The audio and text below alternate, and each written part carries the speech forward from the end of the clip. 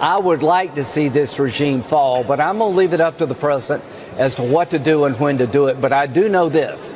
If we don't take out their nuclear program now, we'll all regret it. We're very close. Be all in, Mr. President, in helping Israel finish the job, and let's see where we're at after we neutralize their nuclear program. Hi, Malcolm. I'm sure you have thoughts on Lindsey Graham. First thing in the morning. Sorry. First thing in the morning. I'm sorry. I swear to God. Did you really? Not even a breath? Nope. Nope.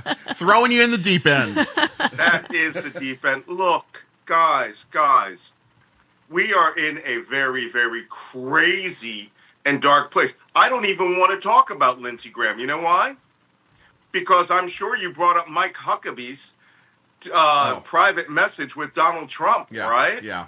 No, I haven't. Well, we haven't brought it up on the show yet, geez. but yeah, I read about it yesterday. Oh, jeez. If you haven't seen that, you really have not seen the depth of depravity and craziness we have gone to. Yesterday, Donald Trump re-truthed, you throw in quotes up there, a DM Mike Huckabee sent to him, where he said that essentially Trump was sent by God and that the only voice he should listen to on Iran is him, God's, not even Mike Huckabee's, and that Trump is the most consequential president who will make the most consequential decision since Harry Truman in 1945. Yeah. ...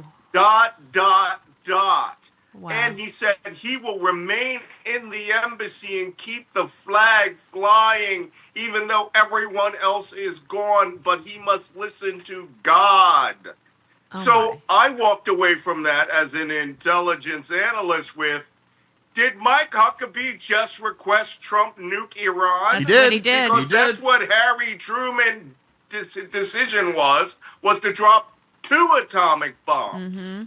Holy cow, thank God Mike Huckabee's not the last man in the room, No I hope. kidding. Well, yeah. Well, according to CNN, Donald is getting war advice from Laura Loomer. Yeah. Holy. I'm sorry, I don't mean to make your head explode. Oh, no. Help me, Jesus. This is crazy. Okay, you guys, I swear, I'm not joking. I know during the breaks you're going, write this down. Malcolm will go crazy if I say this. Well, you're right. God almighty, we are in danger, people. If you go to my latest Substack, which says we're in danger, look, we're on the verge of war. War, not just baby war, serious war. War, if the Iranians get angry enough, if Trump jumps in and starts dropping bombs and kills civilians or does whatever, they could close off all global oil out of the Arabian Gulf, which means now it's not just Iran and Israel and the United States. It's Iran and the rest of the world who will not get their oil. Iran will attack the United Arab Emirates, Qatar, Saudi Arabia, Kuwait. We will be back to when in 1988 was the last time I got into a fight this big. Right. And back then they didn't have any weapons. Well, guess what they've been doing since 1988? Right. Loading up on weapons. Sure have.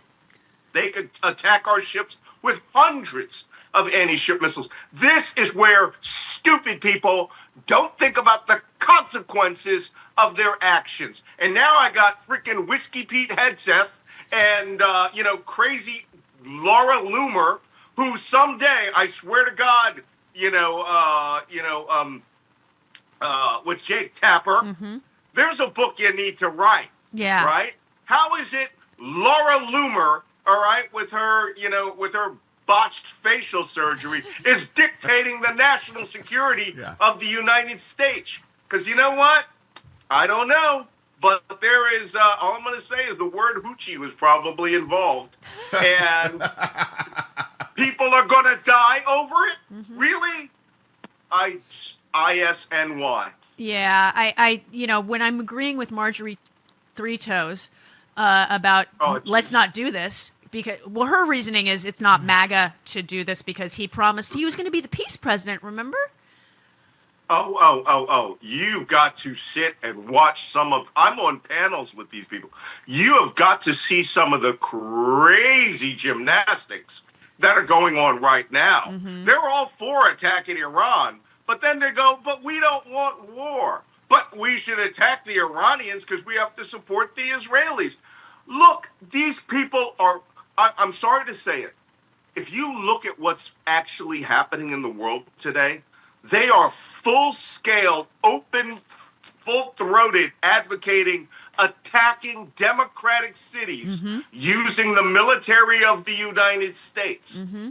And in the same breath going, well, maybe we shouldn't get into a war in the Middle East. Why? So you can start shooting people you think of as illegal immigrants and liberals? I literally wrote a book called They Want to Kill Americans. Mm-hmm. And there are people in this government that are thinking, it's more important that we start, militarizing U.S. cities than attacking Iran, which does have a nuclear threat that generally should be neutralized.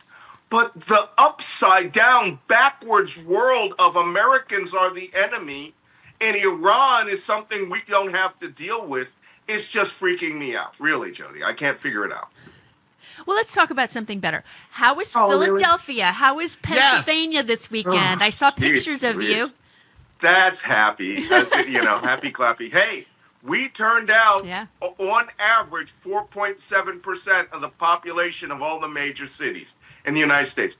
I've seen the lowest estimate was 5 million, but that came out within hours of this thing. The highest estimate I saw was 11.5 million people. I'm going with that.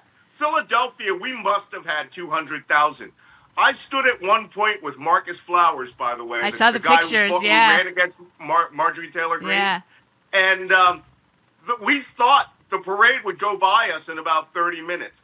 An hour and a half later, we joined the parade, and it didn't end for another 40 minutes. Wow. Behind us, Philadelphia turned up, and they were in a 6-lane parkway. Wow. It was amazing. It was bigger than Kamala Harris's last, rally that she did there. Philadelphia, the Northeast turned out. The rest of the country turned out. And we've embarrassed Trump. Trump is angry at, Party Sauce Pete because his parade was so awful. And Trump said he was angry because the tone wasn't that they were ruthless North Korean-style military marching, but that they were enjoying themselves and wishing, the U.S. Army a happy birthday and not him. That made everything we did in Philadelphia worth it. Hey, are you traveling this summer? Will you leave instructions for your house sitter, the name and number of your vet maybe, the code to your alarm system? Think about the steps you take to prepare for vacation and you'll get a sense of what goes into a knockbox. Just go to theknockbox.com, use the code Stephanie. Knockbox is a complete system that helps you organize all of your accounts, possessions, and estate plans for your next of kin. Each knockbox, that's Knockbox, comes with a comprehensive checklist that helps ensure you add everything they'll need to manage your estate when you are gone.